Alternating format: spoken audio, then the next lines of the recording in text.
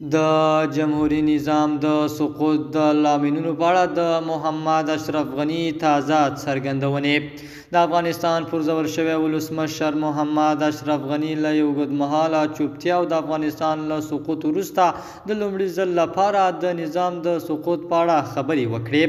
په سلامونو مو هرکلی کوم د AFG نیوز چینل درنو لیدونکو. سلام، ستړي مه شئ، وخت مو په خیر. پام مو راګرځوم د دې ساعت مهم خبر ته. په سر کې یادونه کوم ملګرو که مو چینل نوي سبسکرایب کړی د مهمو خبرونو لپاره در سره AFG نیوز چینل په درنښت سره سبسکرایب کړئ.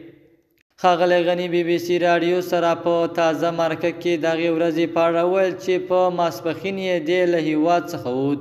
ښاغلی غني د جمهوریت د سقوط د عواملو په اړه خپل لیدلوری څرګند او د اګست پر 15مه یې له افغانستان څخه د خپلې ناڅاپي وتنې دفاع وکړه. د افغانستان پرځول شوی ولسمشر محمد اشرف غني وایي د کابل د سقوط پر مهال خبر نه و چې چیرې ځي او د الوتکې له پورته کېدو وروسته پوه شو چې افغانستان پرېږدي. دې زیاتوي د هغې ورځې په سحر مې داسې ذهن کې نه و راتلل چې ماسپښین به له هېواد څخه وځم. موږ ته یې خبر راکړی و چې د حقاني ډله ژمنه کړې چې کابل ته نه ننوځي، خو 2 ساعته وروسته داسې نه و. له ما وغوښتل شول چې همکارانو ته مې د ملي امنیت د سلاکار په شمول اجازه ورکړم چې له هېواده وځي.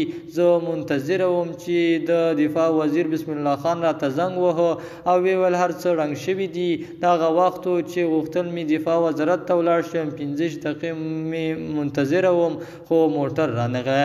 د AFG نیوز چینل درنو لیدونکو، دا و زموږ دې ساعت چمتو شوی اخبار. تر بیا ښې چارې، د الله په امان.